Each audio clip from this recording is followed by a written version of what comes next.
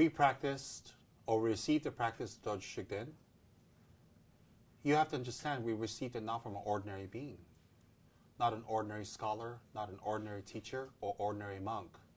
Not that there's anything wrong with being ordinary, but we received it from one of the greatest living debate masters, ex-abbots of Ganden Monastery, erudite, seasoned tantric practitioner, an oceanic master of sutra and tantra, a person who is well known for his occult abilities, and a highly attained master, a master of all masters, a master that taught the Geshis and the monks of Ganden Sera Drepung. His Holiness Kyabje Rinpoche was not an ordinary person, was not an ordinary monk, and was not regarded as an ordinary monk, not only by me, but by the monks of Ganden Sera Drepung.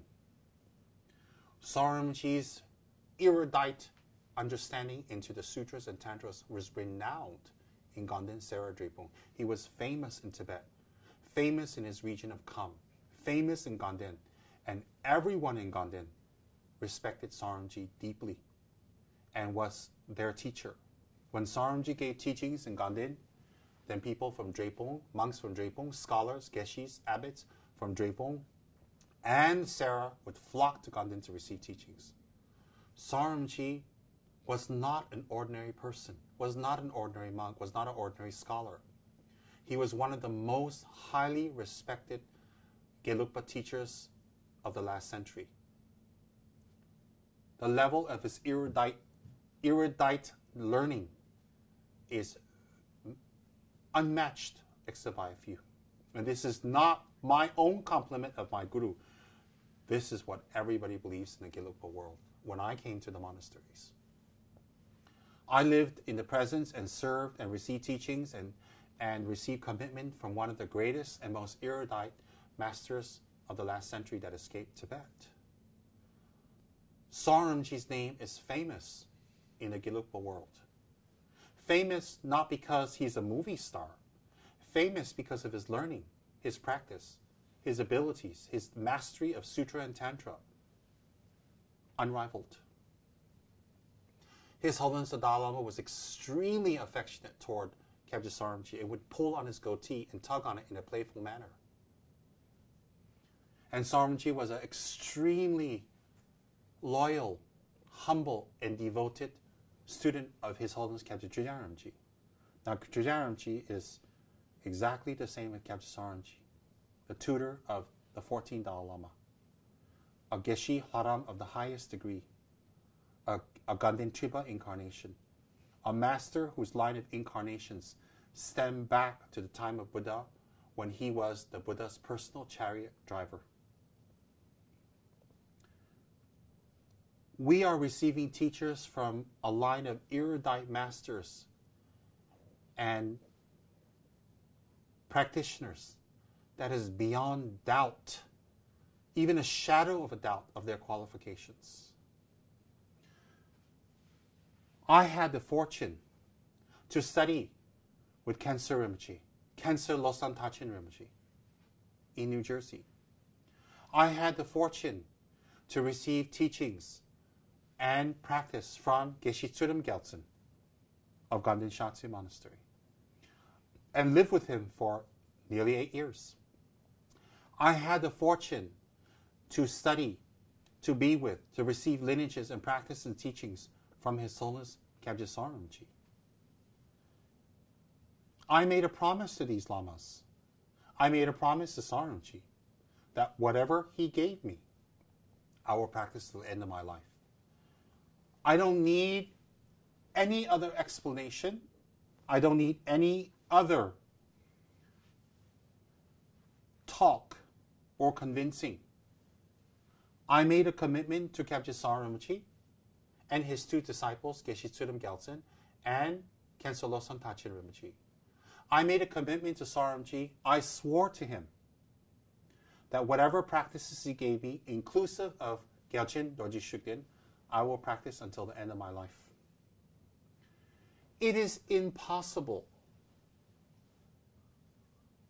that I will break my commitment to my root guru. It is impossible. In 1986, when I arrived in Dharamsala, that was when I was going to be ordained by His Holiness. And it was the first time I'd heard any hint about a ban against Dorje Shugden. You have to understand I was 22, 23 at that time, very young, and I came from Tutin, Darjeeling, California, and all my gurus practiced Dorje Shugden. We all practiced Dorje Shugden every single month, and all of our Dharma students did it. There was no issues, no problems, and I was very innocent and young, and had a very good view of things, even you can say idealistic.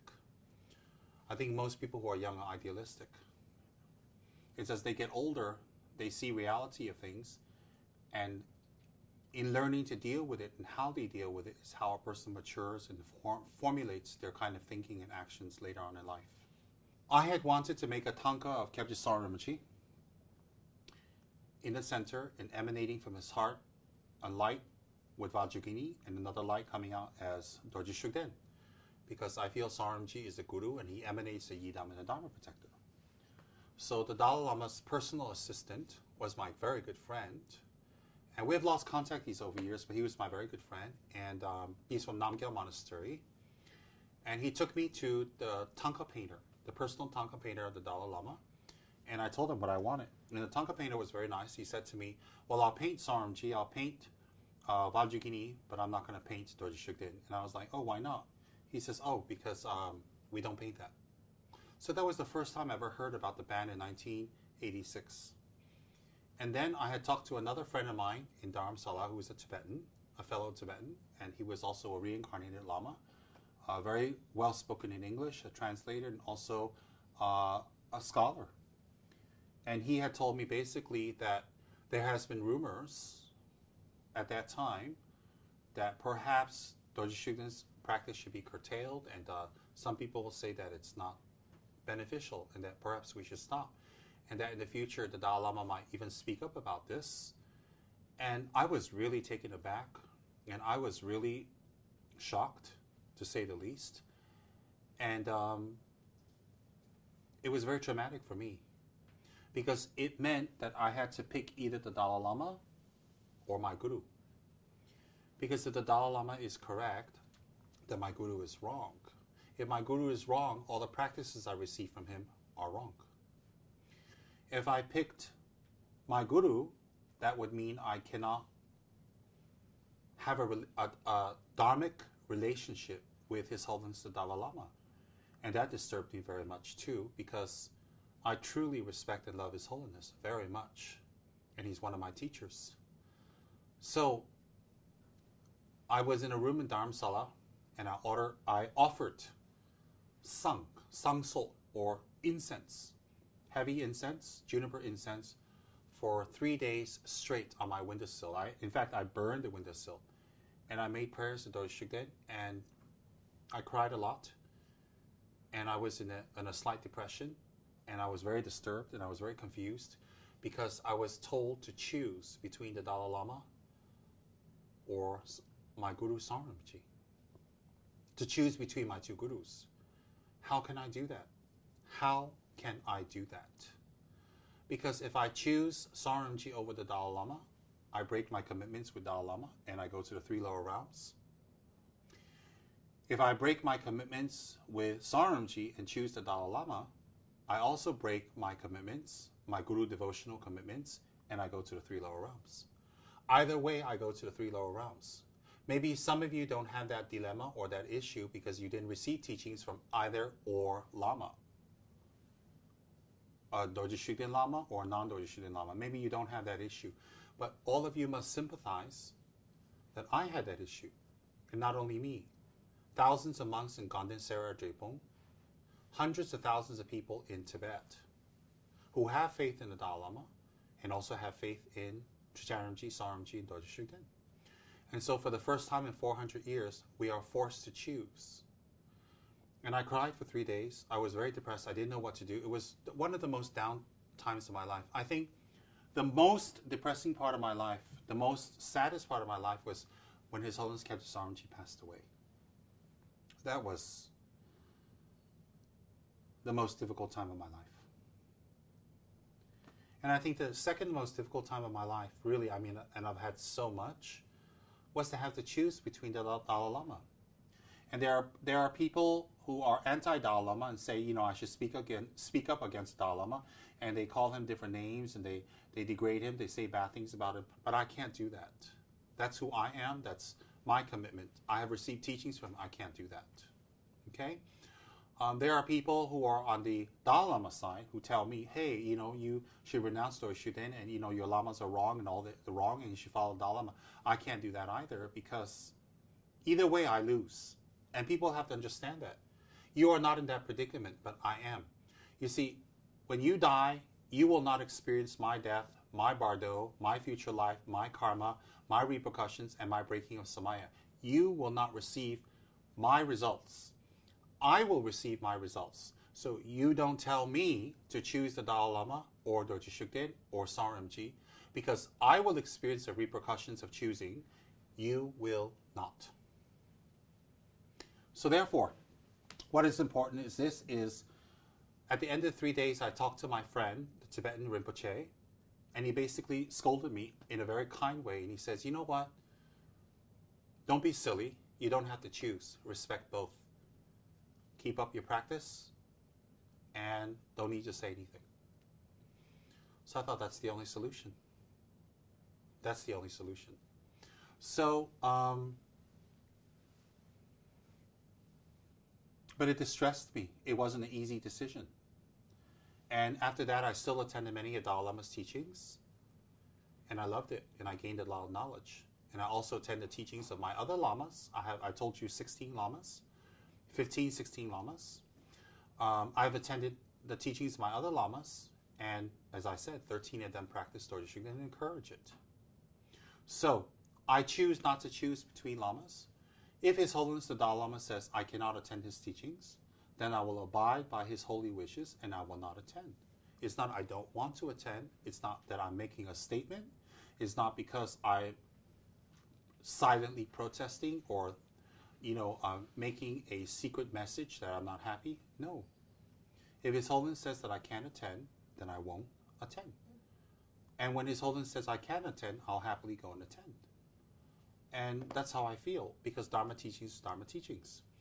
I'm not practicing Dorje Shugden to hurt anyone, to damage anyone, to make a political statement, or to align myself with some government, or some movement, or some political movement. I'm not interested in politics. I've never gone for a protest against China. I've never gone for a protest against the Dalai Lama.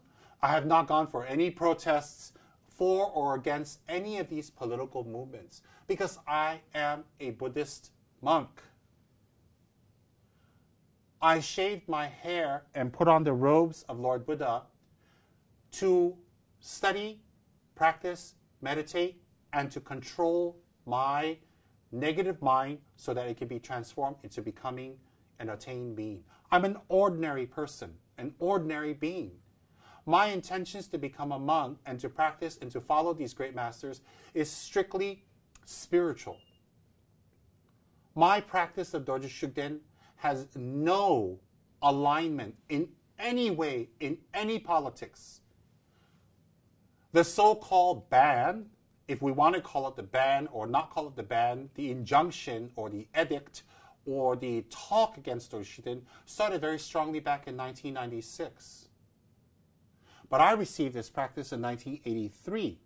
That's 13 years difference. It is impossible that a great master like Khyentse Saramji can be practicing a negative being that is destructive and harmful and hateful and damaging and wishes to threaten the Dalai Lama's life. How can a master of Khyentse Saramji's caliber, a master of Sutra and Tantra, and an abbot of Ganden Shartye in Tibet, close to the Dalai Lama to the end of his life, someone who marked on the calendar the day he would die, the day he would be cremated, and gave indications of his future rebirth. This master even had control over when he will die, where he will take rebirth, and wrote it down in his calendar. We can see that very clearly in his biography. I saw it. Is it possible that Rinpoche is so incredibly dull, wrong, unintelligent, to not see for 81 years, okay, let's just say maybe 50 or 60 years of his life where he practiced Dorje Shugden, he cannot have any indication Dorje Shugden is negative? And that only in 1996 we hear Dorje Shugden is negative, and Rinpoche is wrong, Trijang Rinpoche is wrong, and all our lineage gurus are wrong. Is that logically possible? If Tsem Rinpoche is wrong, and he practiced Dorje Shugden and he lost his refuge, and he became degenerate because of practicing Dorje Shugden, Kyabje Tsem Rinpoche died practicing Dorje Shugden. He died practicing Dorje Shugden, meaning all the way to the end of his life. Even at the end of his life, before he planned to leave his body, he did pujas to Dorje Shugden and told Dorje Shugden, "You have been a great assistance to me my whole life. Many of my works were accomplished because of your help. I have nothing else to ask of you. Here are some talk offerings." And then 2 weeks later, Kyabje Tsem Rinpoche went into death meditation and passed away, sitting straight. Is it possible that Kyabje Trijang Rinpoche, the root teacher of the Dalai Lama, is practicing a demon, a spirit, something evil, his whole life? If Kyabje Trijang Rinpoche is practicing a spirit and a demon, and he's practicing something evil his whole life, that would mean that he lost his refuge vows. If he had lost his refuge vows, he has lost the basis of his 3 vows. His Prakti-Moshe vows, which is the monkhood, then he's disrobed, he's not even a monk. And his Bodhicitta vows, his refuge vows, same thing. And his Tantric vows. So his 3 set of vows are gone. His Prakti-Moshe vows, which is monkhood, right? Along with that, on the basis of monkhood, you have to have refuge vows. So if he's practicing Dorje Shugden, then Trijang Rinpoche lost his refuge vows. He lost his monk vows, because the way the monk vows can be taken is based on refuge vows. If the refuge vows are broken, you cannot be a monk. For example, if I'm a Buddhist monk, suddenly I'm not a Buddhist anymore, I don't want to practice Buddhism anymore, can I still be a Buddhist monk? Obviously not. If I'm not a Buddhist monk anymore, then naturally I lose my Tantric vows and my Bodhicitta vows. To receive any initiation of Manjushri, Tara, the Kriya Tantras, the Charya Tantras, you need to have refuge. To receive initiation of the higher Tantras, such as Hevajra, Vajrayogini, Yamataka, Kala Chakra, Guhya Samaja, Sitamani Tara, etc., etc., you need to have your Bodhisattva vows intact. You need to have your refuge vows intact. So is it possible that Trijang Rinpoche practiced Dorje Shugden till the end of his life? Because of his practice of Dorje Shugden, he lost his refuge vows. Because he lost his refuge vows, he lost his monk vows. Because he lost his monk vows, right, all the other vows are nil already. They're not dependent on the monk vows, because you can take those vows without the monk vows. But because he lost his refuge vows, he lost his bodhicitta vows, and he lost his tantric vows, and therefore, whatever he's teaching people, in initiating people, and giving practice to people is also nilled out. Is that possible? So that means all the teachings that Trijang Rinpoche gave to the tens and tens and thousands of monks in Tibet and in India, in the monasteries, have no blessings? Is that possible? So that would have to lead us to believe that all the teachings, initiations, practice, commentary, oral transmissions passed down to the Dalai Lama, the current Dalai Lama, His Holiness the Dalai Lama, passed down to him. All those are nil and defunct and no blessings also. Is that possible? So that means the thousands and thousands of geshis and teachers and masters that are alive in the world today and the generation above me who received so much teachings and the whole lineage from Trungpa Rinpoche and from Sawam Rinpoche, they're all praying to a Lama who lost his refuge vows, who prayed to Dorje Shugden. That means every Gelugpa center, every Gelugpa monastery must remove the pictures of Trungpa Rinpoche and Sawam Rinpoche from the monasteries. That means Ganden Sera Drepung, their prayer halls must remove the thrones, must remove the pictures, and any teachings and any texts from these masters. That means that the Dalai Lama should not be teaching any teachings by Trungpa Rinpoche or his lineage. None. Why? Trungpa Rinpoche went to his passing, to his death, practicing Dorje Shugden to the last minute. He never gave up. Kyabje Sawam Rinpoche practiced Dorje Shugden till the end, until he passed away. He never gave up. So therefore, these two are Dorje Shugden Lamas. Since they're Dorje Shugden Lamas, then they have lost their vows. They have lost their practice. They should have no attainments. So anything we receive from them, that is, all the tantras, all the sutras, all the initiations, all the practices, are ineffective. In fact, you have completely cut off the Gelugpa lineage at the knees. The person cannot stand up anymore. So therefore, is that possible? Now, what we are told by the leadership,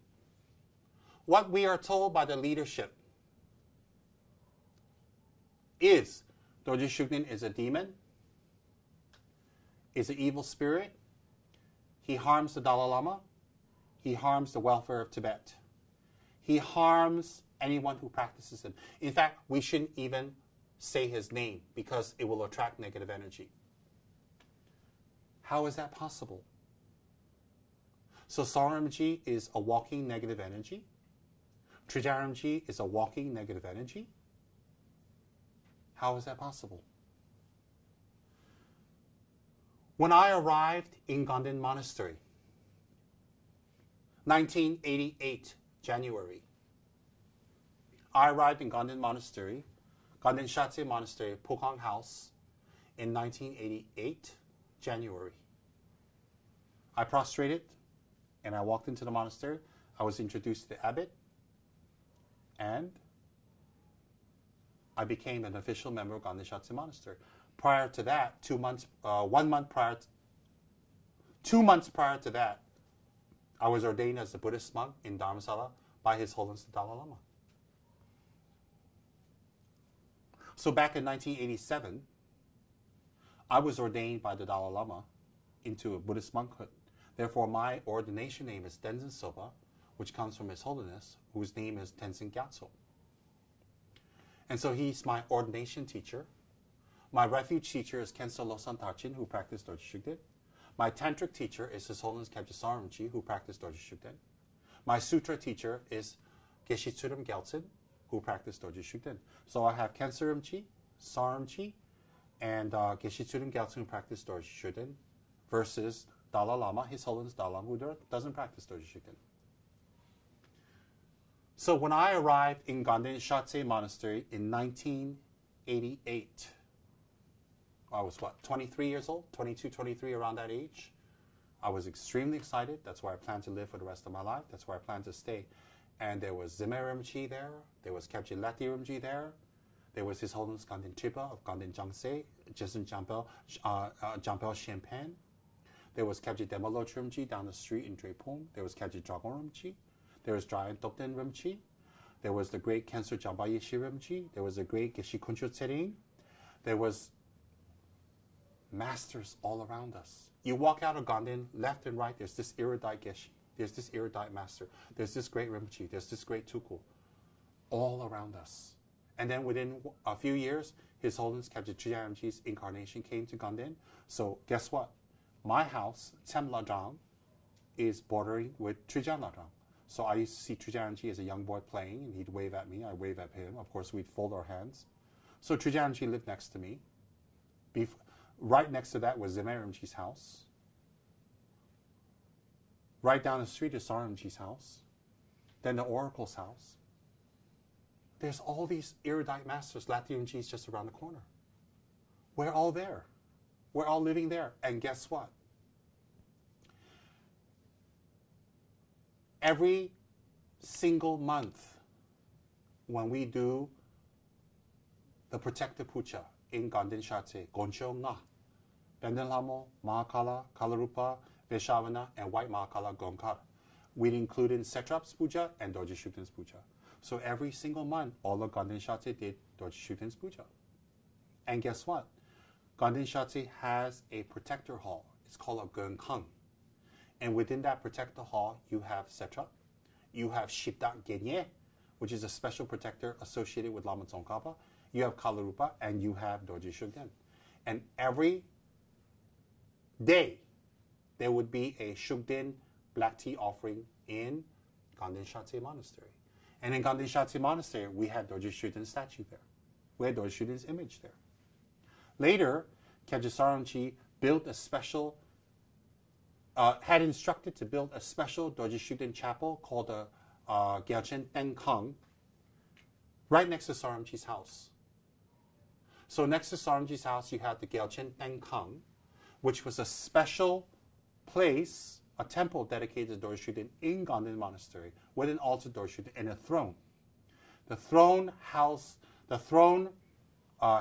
an oracle there who would take trances of Dorje Shukden once or twice a month, publicly and privately. So next door was an oracle of Dorje Shukden trained by Trijang Rinpoche and Soren Rinpoche living there. And he would take trance of the peaceful Dorje Shukden, the wrathful Dorje Shukden, he would take trance of Setrap, he would take trance of Kachimapo, and a few other Dharma protectors. Right there. And Soren Rinpoche, Trijang Rinpoche, Zeme Rinpoche, Lati Rinpoche, Khenso Jamba Yeshi Rinpoche, all of them would consult the Dharma protector. In fact, once a year, doing Tibetan Losa, once a year, we would have a special trance session. In Ganden Shate Monastery, they set up a throne, and all the abbots, all the high lamas, all the tukuls, all the geshis, and the whole assembly of monks would gather in Ganden Shate Monastery. And guess what? The oracle of Dorje Shukden would be invited into Ganden Shate Monastery, sit on the throne, and the wrathful Dorje Shukden would take trance, and the abbot, the ex-abbots, the lamas, the tukuls, the geshis, even myself was there, we go up and offer a kata to Dorje Shukden. And then Dorje Shukden would throw rice to the audience and bless all the monks and then leave. Next song would come would be Setra. Same thing, same procedure. Third was the peaceful Dorje Shukden would enter in Ganden Shate Monastery. And when the peaceful Dorje Shukden came, he was called Dunzin. He would wear the hat of Lama Tsongkhapa, the robes of a monk, and he would sit on the throne, and all of us would go up and greet him, make offerings, including the abbot, including the teachers, the masters, everyone. And then we sit down, and Dorje Shukden would give a Dharma talk. And then the monastery would ask him questions, and he would give prophecies about the future. This was every single year. Now, as I shared with all of you earlier, when I arrived in the great monastic institution of Ganden Shate Monastery, you have to understand, Ganden Monastery was founded over 600 years ago by the great yogi, master, teacher, Mahasiddha, and fully enlightened Saint Lama Tsongkhapa. And from his students, they also built Drepung, and they built Sera. So in Tibet, before 1959, you would have around 10,000 monks in Drepung Monastery. You would have close to 6,600 to 6,800 monks in Sera Monastery. And in Ganden, you had 3,000 to 3,300. And these are not including the monasteries such as Amdo Tashikyo, which is thousands of monks in Amdo, is not including the great monastic institution of Panchen Lama, which is Tashi Lompo in Shigatse. It's not including all the hundreds and hundreds of other great monastic institutions that are spread out all over Tibet and Kalmykia, and also in Mongolia. And so Ganden Monastery is a starter of these monasteries, because that's where Lama Tsongkhapa, the founder of the Gelugpa school of Buddhism, resided, where his students built the monastery for him, where he lived, where he taught, and where he kept the Buddha's teachings purely in Ganden until his passing. So, Ganden Monastery, since Lama Tsongkhapa's time up till now, has been unbroken, totally unbroken. And in 1959, due to the Cultural Revolution happening all over China, where the Chinese suffered, Tibetans suffered, everybody suffered. Many Tibetans, many lamas, and the masters of Ganden Sera Drepung left to India and re-established Ganden Drepung Sera in South India. So I went to South India, as I mentioned earlier, and joined Ganden Monastery in 1988. The reason I joined is because Kyabje Saronji instructed me to join. He instructed me upon my request. You see, because I wanted to pursue another career, and then I wanted to become a monk. The reason I wanted to pursue the other career was to earn money to help support the Dharma growth of the Dharma centers of my teacher. So I asked Kyabje Saronji for divination. Divination is foretelling the future through dice. Very erudite masters who have done very powerful and deep meditations, they can do divination into your future and give you the right answer. So Kyabje Saronji was a renowned and famous divination master.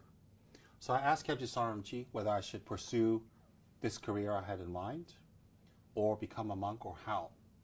And Saronji told me that if I was to pursue the career, I would be successful, and I would make it, and it would be good, and it would be beneficial. But if I was to become a monk, it would be more beneficial. He left it up to me. So I said earlier that he instructed me, but in other words, it was his gentle way of saying that I should become a monk. He never forced me. So when Kyabje Saronji gave this instruction, I folded my hands and I put my head down to Kyabje Saronji and I said to him, I will become a monk, as I intended, since your divination said so. And so I was in the United States for a few years, paying off my bills, earning my money, getting some money together to go to India. And when I arrived in India, 1988, January, I joined as a promise to Kyabje Saronji. Now, when I arrived in Ganden, as I said earlier, I would say, in Ganden Shatse, 95% of the monks practiced Dorje Shugden. The other 5% that did not practice, there was no issues. In Ganden Jangse Monastery, the other side of Ganden Monastery, many monks practiced, the high lamas practiced, the teachers practiced, and in Drepung, many monks, many masters practiced. In fact, there was one Kamsen in Drepung called Ngari Kamsen, with about 200 plus monks, and their Kamsen protector was Dorje Shugden. What's a Kamsen? In the monastery, in Ganden Shatse, you're divided by 11 Kamsens. A Kamsen is a sorority house. So if you come from a province of Tibet, you speak a dialect, you have a customs, you have a kind of language. When you come to the monastery, you will stay in a Kamsen, or a sorority house. Why? Because the different dialects in Tibetan, they can't understand each other when they come to the monastery. In the monastery, you have monks from all over Tibet that speaks different dialects, and dialects don't match. So if you come from A province, you go to A Kamsen. If you come from B province, you go to B Kamsen, simply for the language. So what happened was, in Ngari Kamsen, in Drepung Monastery, their main Dharma protector of the Kamsen is Dorje Shugden. Each Kamsen has a Dharma protector. Each monastery has a Dharma protector. So Ganden Shatse's Dharma protector is Setra. Ganden Pukhang, my Kamsen, is Four-Faced Mahakala. But at the same time, we all practice Dorje Shugden, and we also had a chapel for Dorje Shugden. As I said, there was no issues in any way, shape, or form with Dorje Shugden's practice. In Sera Monastery, you have Bumbara Kamsen. Bonbra Kanzen has 400 to 500 monks. And their whole Kanzen, their Dharma protector again was Dorje Shugden. And this has been going on for hundreds of years. So in Sera Monastery, you have practice of Dorje Shugden, very strong. Pabongka Rinpoche comes from Sera, so everybody in Sera, the seniors, were students of Pabongka Rinpoche. So everybody practiced Dorje Shugden. In Drepung, you have Kamsens who are individually devoted to Dorje Shugden's practice as their protector. In Ganden Shatse, it's pervasively Dorje Shugden plus with chapels. So in Ganden Sera Drepung, majority of the monks practiced Dorje Shugden. And the ones who didn't practice, there was no issues. For example, if you go to Ganden, you have a percentage of monks focusing solely on Tara practice. You have some of the monks solely focusing on Hiruka practice, solely focusing on Yamataka practice. One monk may do Yamataka practice as their main practice, and they can do the other practices as a commitment practice. For example, they do a little Tara, they do a little Manjushri, they do Tsongkhapa, they do Guya Samaja, they do Vajragini, but their main one is Yamataka. So similarly, you have monks in the monastery who focus mainly on Tara practice, who focus mainly on Yamataka practice, but when they focus on Yamataka, it doesn't mean Tara is not good. When they focus on Tara, it doesn't mean Yamataka is not good. So therefore, in the monastery, you have an individual choice of what practice you wish to do, what meditation you wish to do, and there was no issues whatsoever. And it was often, you would hear a master, there was one great master there called Geshe Tendar when I was there, and he would give Dorje Shugden initiations in Ganden Monastery. Sokde. In Drepung Monastery, you had Kyabje Dragon Rinpoche, who gave Dorje Shugden initiations up the street. Kyabje Dragon Rinpoche was also a very erudite, gentle, pure monk, scholar, master, Hlaramba Geshe. Very great master in Drepung Monastery. I myself had the great merit to receive many teachings from Kyabje Dragon Rinpoche also, who has passed away already. But everywhere, Ganden, Sera, Drepung, you had these practices going on of Dorje Shugden. And you had temples dedicated to him. And we do the pujas every single month. There was no issues. There was not one single word that Dorje Shugden would harm His Holiness Dalai Lama's life, that would harm the Tibetan cause, that would harm other people or bring damage. Nobody in Los Angeles, in Tupten Darjeeling, nobody in Ganden, nobody in Ganden Shatse, certainly nobody in the monastery I belong to, Ganden Shatse, ever prayed to Dorje Shugden to hurt the Nyingma sect, to hurt the Dalai Lama. How could we? How can anyone even think that? To hurt another lineage, another practice. And that if you practice Dorje Shugden, you need to put down the Nyingma teachings, disrespect the Nyingma teachings, or put down other sects.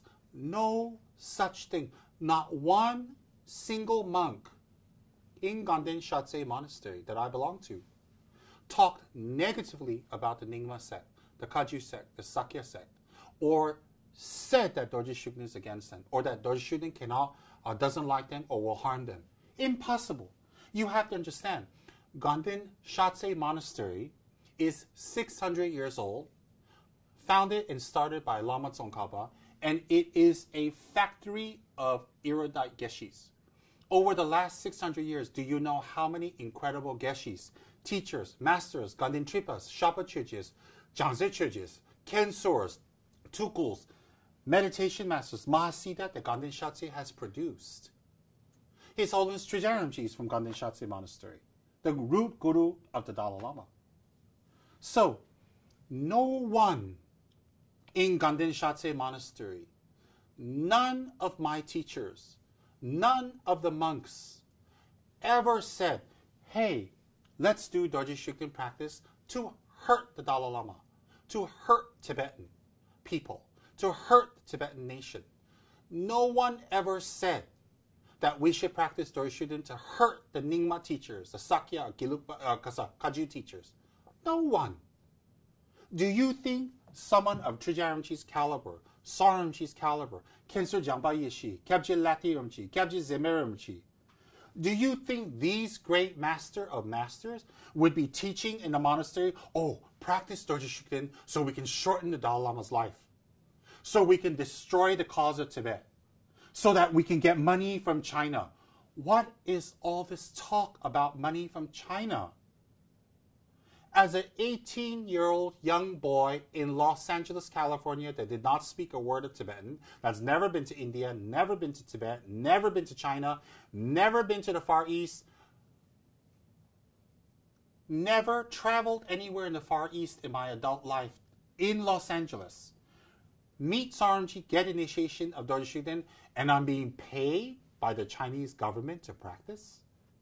Do you think in our little Dharma center in Tupten, Darjeeling, Los Angeles, we are taught to do Dorje Shugden pujas to shorten the Dalai Lama's life, to hurt the Tibetan nation, to hurt the Tibetan people? Why would we do that? Why would anyone do that? How is that even possible? Dorje Shugden is taught to us by Captain Trijang Rinpoche in his volume that he composed about Dorje Shugden, and by my gurus as an emanation of Manjushri. Being an emanation of Manjushri, Dorje Shugden harms no one because Manjushri has no karma or instinct or ego to harm. Dorje Shugden does not harm anyone, and you know what? You don't need to be Gelugpa to pray to Dorje Shugden and get help. You don't need to be Nyingma to pray to Guru Rinpoche to get blessings. You don't need to be Gelugpa to pray to Tsongkhapa to get blessings. You see, Guru Rinpoche and Tsongkhapa are not Nyingma or Gelug. They're just Buddhas. We label them Nyingmas. Why is Guru Rinpoche Nyingma? I don't think Guru Rinpoche in his life ran around saying, hey, I'm Nyingma, only Nyingmas can pray to me. I don't think Tsongkhapa in his life ran around saying, hey, I'm Gelugpa, only Gelugpas can pray to me. So, Guru Rinpoche will bless anyone, whether you're Nyingma or not. Tsongkhapa will bless anyone, whether you're Gelugpa or not. And Dorje Shugden will bless anyone, whether you're Gelugpa or not. Dorje Shugden is not bound by color, race, culture, barriers, socio-economic background, or your religion. Even if you're a non-Buddhist, even if you're atheist, whatever, if you ask Dorje Shugden for help and you're sincere, he will help. So Dorje Shugden does not harm. There is no text for Dorje Shugden to harm. They say, well, there's some wrathful liturgy in Dorje Shugden's prayers and Kangsol, his pujas and his exhortations and all that. It's quite wrathful. You know what? Read Pandan Lamo's prayers and Kangsol. Read Kalarupas. Okay? Read Mahakalas. They're just as violent. They're just as rough. They're just as visual. They're just as full of gore, blood, skulls, corpses, etc. Because those are all symbolic. They're tantric symbology. Hello. Think carefully. Vajrayogini is naked wearing 50 human skulls, wearing 5 skulls, drinking out of a skull cup. How visual is that? How violent is that? Stepping on a man and a woman. Yamataka's got a buffalo head, carrying weapons and intestines and skulls and heads and blood and innards. Think. Kalarupa is standing on a bull molesting a male with a consort who is a ogress, with a buffalo's head, with his body naked and his secret organ exposed. Okay? And with his bare fangs out, riding in blood, an ocean of blood. What do you think about that? Pandan Hamlong has her breasts hanging down, wearing skulls, wearing fresh human heads, with her fangs sticking out, 4 fangs in fact, 2 on top, 2 at the bottom. Okay? Carrying a bag of diseases, riding in a mule over an ocean of blood. You know that red thing that's under Pandan Hamlong's mule? That's an ocean of blood. Blood. Not strawberry milk, blood. And Pandan Hamlong is got claws and weapons and chains. Isn't that kind of visual and rough? I would say 80% of the Tibetan Dharma protectors are rough, naked, on fire, with fangs, with blood, with gore, with intestines, with skulls, wearing human heads. Not just Dorje Shugden. And their liturgies, when you read it, are very violent and very wrathful and very... You go and read Pandan Hamlong's liturgy. Google Pandan Hamlong's prayer. Google it. Google Kalarupa's prayers. Damzin Chögel. Google Mahakala's prayers. Google these Dharma protectors' prayers and read the liturgy and see how wrathful they are. So don't tell me, oh, Dorje Shugden's liturgy is very wrathful. See, kill, destroy, blood, gore. It's tantric symbology. I'm not going to get into the symbology now. We don't have time, but it's tantric symbology. All right? So Dorje Shugden does not harm anyone, does not hurt anyone, and if he can harm and hurt anyone, who is he harm and hurt? Which Nyingma Lama did he kill? Which Gelugpa Lama, which Dalai Lama did he kill? Please think. Please think carefully. And all of you, some of you people who are saying negative things about Dorje Shugden, he didn't harm you. Oh, because you're protected by the 3 jewels. Well, so is everybody else, so what are you worrying about? Everybody who took refuge in the 3 jewels cannot be harmed by any demon or spirit of Dorje Shugden, so what are you worried about? You don't even need to talk about it. So Dorje Shugden does not harm anyone, and he helps everyone, and he assists everyone. And guess what? You owe him nothing except the transformation of your mind to be a better person. That's what any Dharma protector requires of you.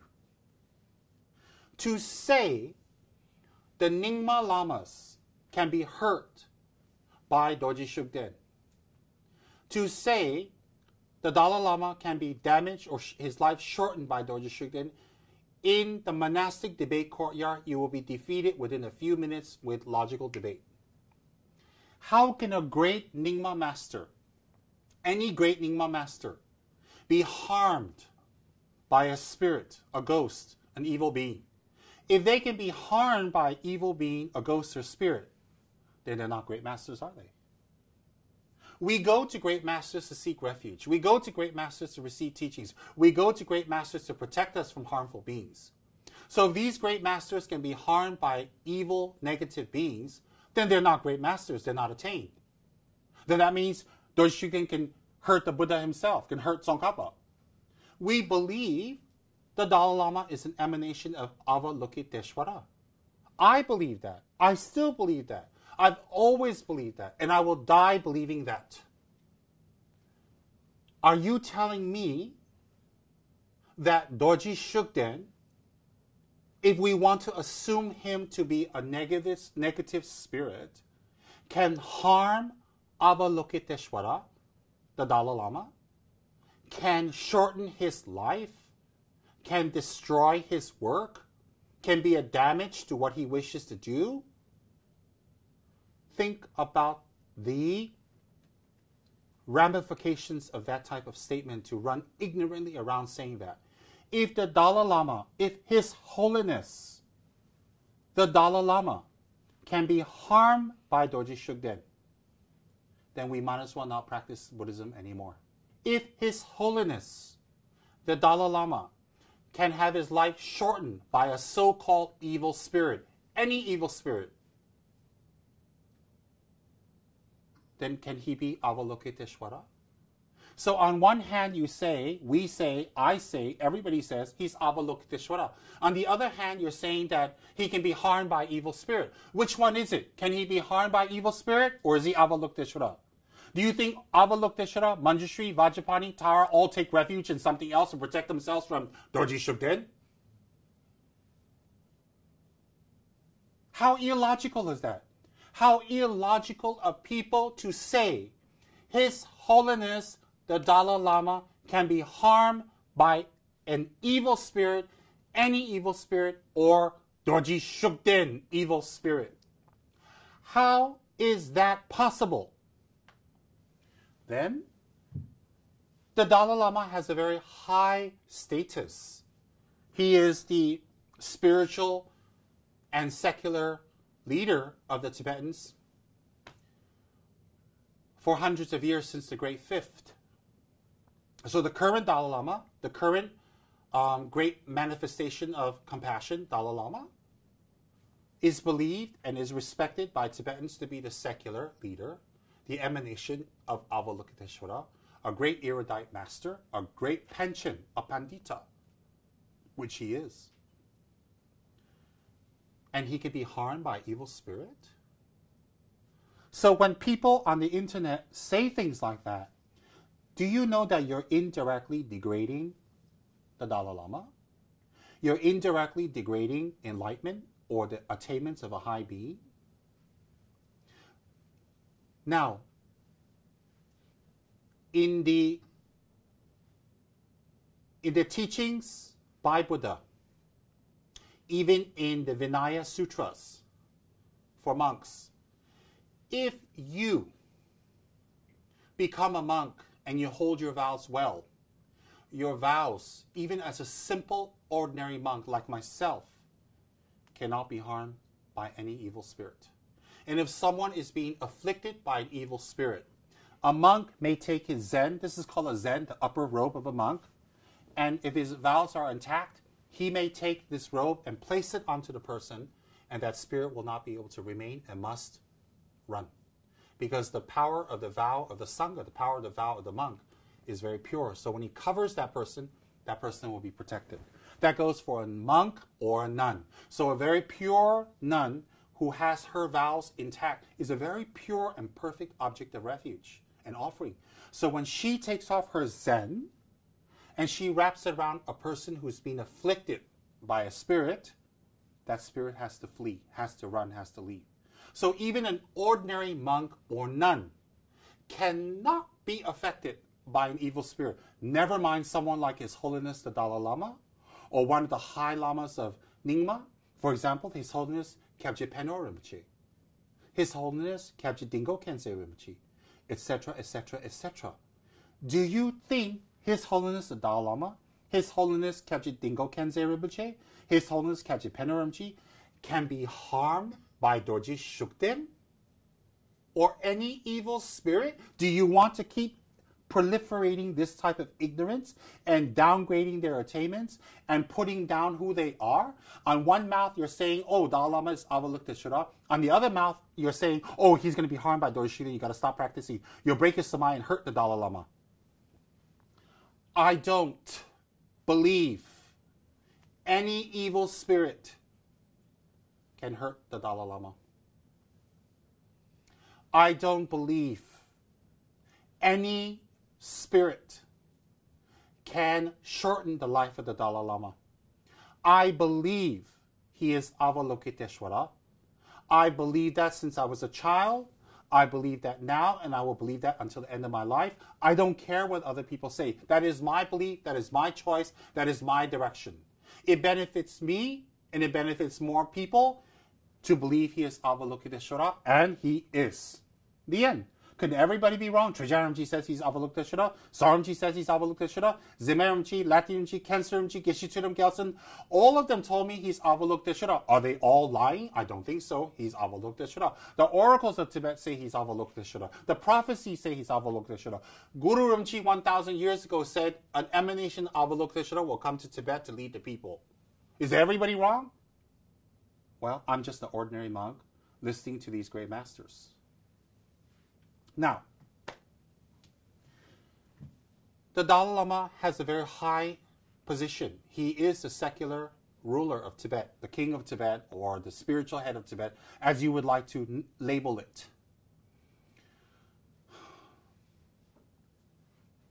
His status is very high because that's the prayers he has made in his previous life to come back to benefit others in that kind of position. But on a strictly spiritual level, once you become a 9th stage bodhisattva, 10th stage bodhisattva, 8th stage, 7th stage, 6th stage, whether you are a Chinaman from China, a Mongolian man from Mongolia, a Nepalese man from Nepal, you are an American man from America, you are an Englishman, you're a Japanese man, you're a Taiwanese man. If you reach 9th stage bodhisattva, all these people come together. They are exactly the same, although physically they're different. Their attainments inside. That means the attainments of one Buddha is equal to another. I mean, it's obvious, right? Is Manjushri higher than Tara? I don't think so. Is Tara higher than Manjushri? I don't think so. Once you reach the level of Buddhahood, you're the same.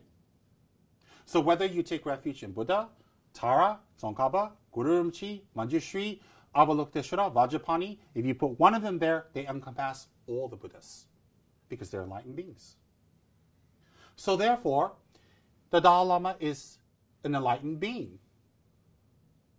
If he is an enlightened being, he must have practiced for many, many years to become enlightened, now manifesting as a pure monk. He is a pure monk. But the Dalai Lama is not the only Buddha in Tibet. He's not the only attained being in Tibet. He's not the only master that has reached that level of attainments. I am sure people, like some of the Sakya throne holders, are very attained beings. I'm sure the great Karmapas are very highly attained beings. I am sure His Holiness Kyabje Dingo Khyentse Rinpoche is a highly attained being. I am sure Kyabje Trungpa Rinpoche is a highly attained being, Saramji, etc., etc. So when you get all these highly attained beings together, although physically, outwardly, they may look different, inwardly, their mind is equal. So one attained being can be the king of the country, one attained being can be an abbot of a monastery, another attained being can be a great nun in a cave meditating, another attained being can be a cowherder, like Marpa was. He was just a farmer. Another attained being can be in a cave, like Milarepa, with long hair and white robes, and not even taking the monk vows, not even a geshe. Milarepa never studied to be a geshe. He doesn't have a geshe degree, but he became enlightened. So whether you are you are a being manifesting in an ordinary form, as a cowherder, as an abbot, as a nun, as a monk, as a church practitioner, as a yogini, as a yogi, as an abbot, as a Ganden Tripa, as a Sakya Trinzin, as the Dalai Lama, as the Panchen Lama, you have to understand, the outside is different, but the inside is exactly the same. So therefore, Trungpa Rinpoche's mind, His Holiness the Dalai Lama's mind, Kyabje Pabongka Rinpoche's mind, Saramji's mind, all these great lamas, their mind, the inside is a Buddha, is a fully attained Buddha. But in the outside, one person manifests as a leader, one person manifests as a teacher, one person manifests as a abbot or Ganden Tripa, whatnot, and so on. That's just the outer manifestation. A Buddha who is a farmer, a Buddha who is the king of a country, when you put them together, they're equal objects of refuge. They should be shown the equal respect. They should be shown the equal amount of body, speech, and mind respect. Equal. It doesn't matter if one is a cowherder and one is the king of a country. If they're a Buddha, they're a Buddha. For example, whether it's Tara or Manjushri, you must show equal respect. Equal. Whether she's female and she's a lady, oh, maybe that's inferior. That's completely wrong. Number one, women are not inferior. They're equal or even better in some cases.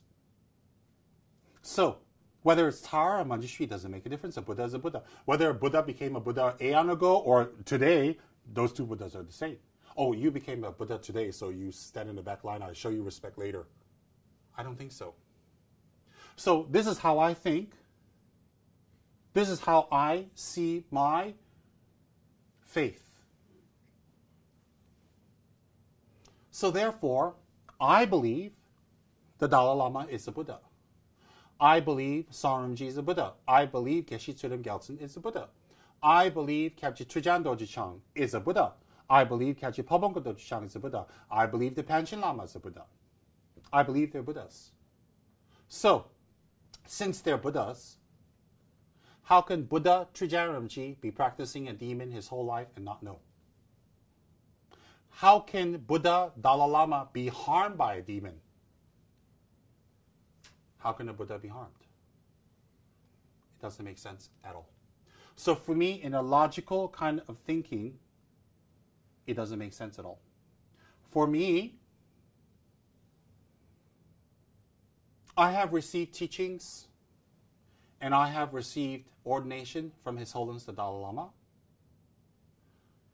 But the most teachings I received was from Kyabje Saramji, the Lama that made the biggest impact on my life. What do I mean by impact? That turned my life around, that changed me to become a monk, that put me on the path to develop bodhicitta. I didn't achieve it yet. I'm work in progress. Was Kyabje Saramji. So Kyabje Saramji is my root Lama. Kyabje Saramji told me to practice Dorje Shugden. That was his instruction to me. Whether Dorje Shugden is a demon or a spirit or a ghost or a Buddha or Manjushri, that's for you to think, study, and decide. But to Kyabje Saramji, Dorje Shugden was Manjushri. To Kyabje Trijaramji, Dorje Shugden was Manjushri. My teacher and his teacher says Dorje Shugden is Manjushri. So if my teacher tells me he's Manjushri, he is Manjushri. Let me give you a little example. We can have a rock, and that rock is just a rock. But if your guru tells you that rock is an emanation of Manjushri, and you take that rock and you put it on the center of your altar, you clean it, make offerings, prostrations, believing it to be Manjushri, then through that rock, not from the rock, through the rock, Manjushri's blessings will come to you by the blessings of your teacher, by the blessings of your belief. Anyways, Manjushri statues are made of brass. Before you create them to be Manjushri, they're just a piece of brass. Who's going to go worship brass? Manjushri statues are made of clay, carved from stone. So before you carve or create Manjushri statues from clay or stone or brass or gold or silver or whatever, it's just gold, silver, clay, and rocks. So who's going to go and worship the rock? Who's going to worship the statue? Who's going to worship the stone, the brass? Who's going to worship all that? I'm not going to go and prostrate to a pile of rocks or to some clay. But if you mold it into Manjushri, and a monk, a nun, a teacher, or someone who's qualified blesses the object and invites Manjushri to enter and sit and become one with the object, then you are not praying to the statue. You are not praying to the rock, to the brass, to the metal, to the stone. You are praying to Manjushri as symbolized by that object. So when you offer precious items and gold and put it on the throne or put it on the altar or shrine or make prostrations or offer incense to that image, you are not worshiping that image. You are worshiping what that image represents. Well, you say, why don't you just worship Manjushri directly without any images? Because not all of us can visualize Manjushri very well. Not all of us has the power of visualization. It's easier to say, this is Manjushri, place this on your altar and do your meditation on Manjushri, than to say, oh, visualize Manjushri. Well, what does he look like? We'll be talking the rest of our life to everybody, what does Manjushri look like? Easier just to have a statue. So therefore, Manjushri is symbolized by this statue made of rocks, clay, wood, whatever you carve it from. So therefore, if my teacher told me that this stone is Manjushri, and it's emanated as Manjushri, and it's blessed by Manjushri, fine. I believe my teacher. By the power of believing my teacher, when I make offerings to this stone, I'm not making offerings to the stone, I'm making offerings to Manjushri or what it symbolizes. Then the blessings of Manjushri will come through this. Why? Because Manjushri's power is stronger than the stone.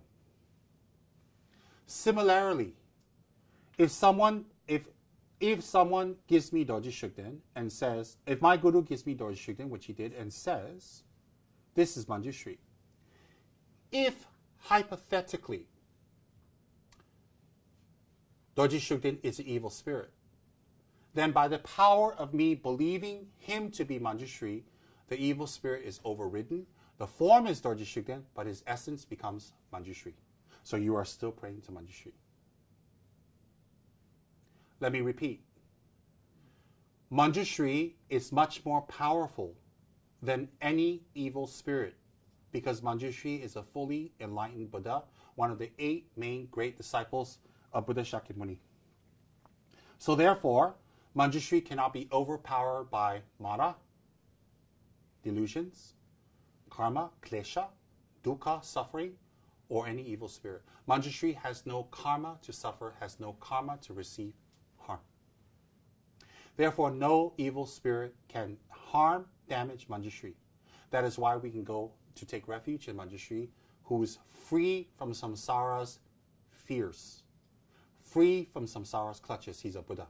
Therefore, a Buddha can enter a statue, a Buddha can enter a tanka, a painting, or just a clear space in front of you. If you invite the Buddha to come, whether you can see him or not, Buddha Manjushri will come in front and you can make prayers. If you have special sight or special insight from meditation, you can perhaps see Manjushri. I can't, but I'm sure there are masters who can. So therefore, since Manjushri is a Buddha, and some people say Dorji Shugden is an evil spirit, if I believe Dorji Shugden to be Manjushri, so be it that the form is still Dorji Shugden, but the mind, Manjushri, has entered and expelled the demon, and therefore he's Manjushri. Manjushri can emanate as a woman, as a man, as a boat, a captain. He can emanate as a bridge. He can emanate as, a piece of potato. He can emanate as a cup, as a table. He can emanate as a great teacher, Ganden Tripa. He can emanate as the king of China. He can emanate as a great lama, a great teacher. He can emanate as a Buddha, a bodhisattva, a yidam, yamantaka. He can emanate as Dharma protector, Kalarupa, Dorji Shugden, Mahakala. He can emanate in any form he wants. There is no limitations to what Manjushri can emanate. So don't put limitations on an enlightened mind. So therefore, if Manjushri can emanate in any form, why not is Dorji Shugden?